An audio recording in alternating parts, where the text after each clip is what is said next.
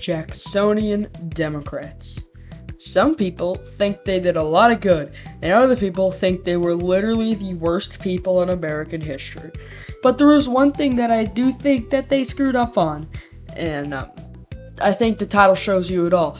This is the video of why I think Jacksonian Democrats are horrible economists. Come on, it literally says it right in front of you.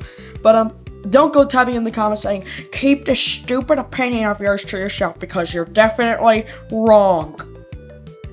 Please, this is my video and it's my opinion. So, before we get started, it is kind of ironic I'm doing this because the main leader of Jacksonian Democrats, Andrew Jackson's on the $20 bill. But I'm pretty sure if he was alive today, he wouldn't be the most happy that it would be on the $20 bill. But, yeah, that's about it for the intro. Let's get started. Today, December 7th, 1941, a date which will live in infamy. Time ago, an American airplane dropped one bomb on Hiroshima and destroyed its usefulness to the enemy. But I want you to know tonight that we as a people will get to the promised land. And the people who knock these buildings down will hear all of us soon.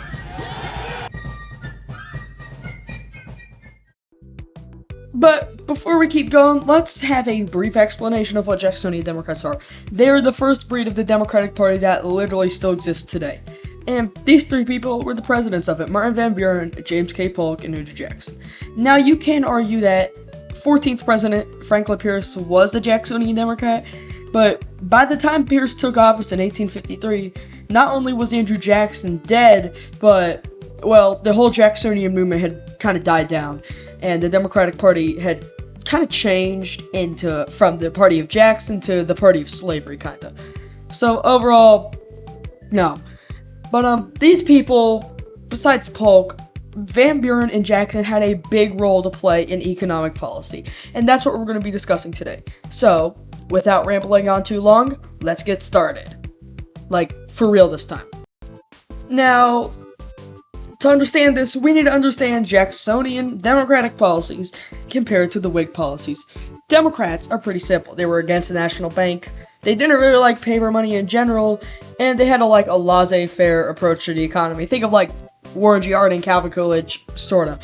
But let's compare this to Henry Clay and the Whigs. They supported way more effective tariffs, industrial development. Henry Clay's American system, which, if you don't really know what that is, Henry Clay's American system was created by Henry Clay, and it was basically saying we need high productive tariffs, stuff like the Erie Canal, National Road, industrialization, stuff like that. And they were for a national bank and intervention in the economy. This obviously caused the economy to become one of the most highly contested issues during the Whig versus Democratic period. But, we're here to talk about the Democrats, not the Whigs. So let's talk about the main man himself, Andrew Jackson.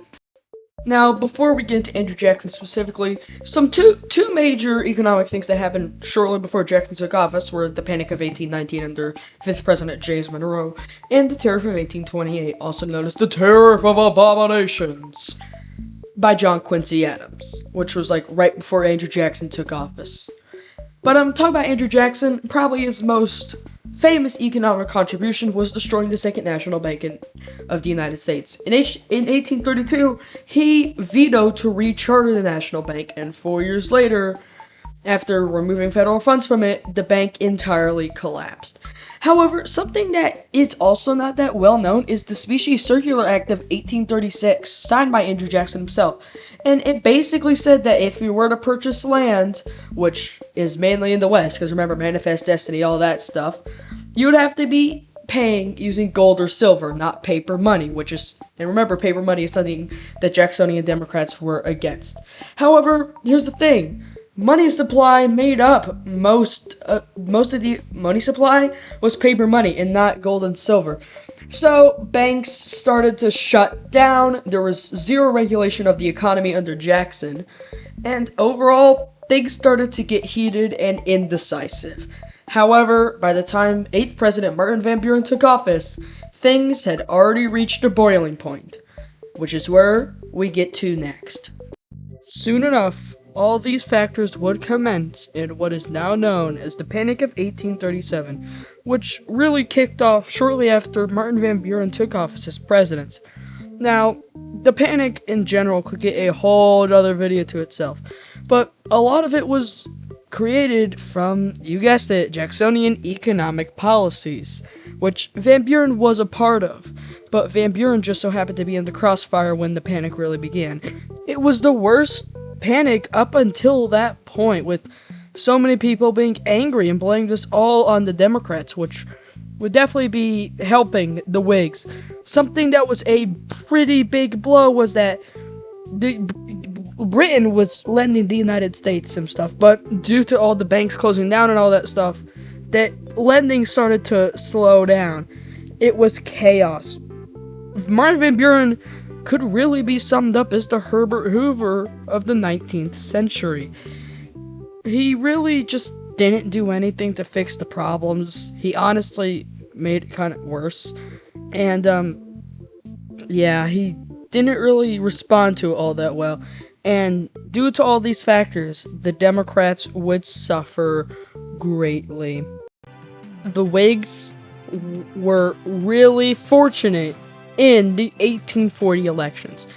It is pretty well known that William Henry Harrison won by a landslide in the 1840 election, getting 234 electoral votes compared to incumbent Martin Van Buren, who only got 60.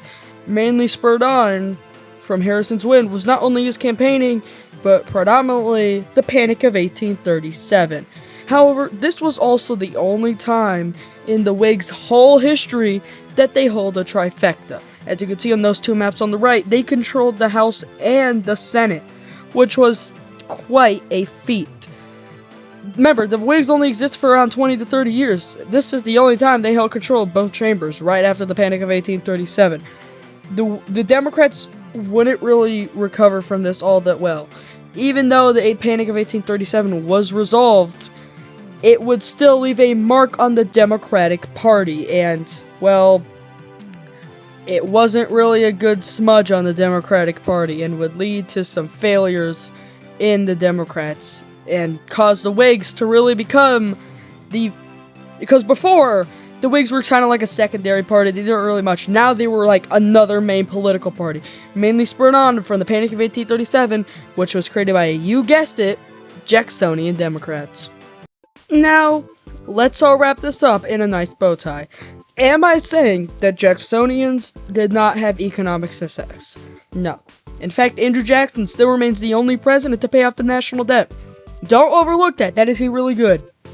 But you also got to factor in the negatives. The Jacksonian policies caused the Panic of 1837, caused an absolute catastrophe that would lead to the Whigs not going from just a secondary party to another main political party. The Jacksonians might have hurt the country in more ways than one. They weren't horrible, but they definitely somewhat hurt the nation. And I think that their economic policy was not really a good idea. It would take years to get fixed. So, that's about it that I have to say. If you really enjoyed this video, why not hit the like and subscribe button? That will motivate me to create more content like this. Leave a comment down below if you would like to see more videos like this. Well, that's all I gotta say for you guys. Peace out. Hey everybody, before we end the video, this is W. Bush going off script. This is actually a remake of a video I made quite a while ago. So, it's not the best. I used the old script and stuff, but, yeah, I just wanted to put that in there. Hopefully you guys enjoyed the video. And, I'll see you in the next one. Peace out. Alright. Roll the outro.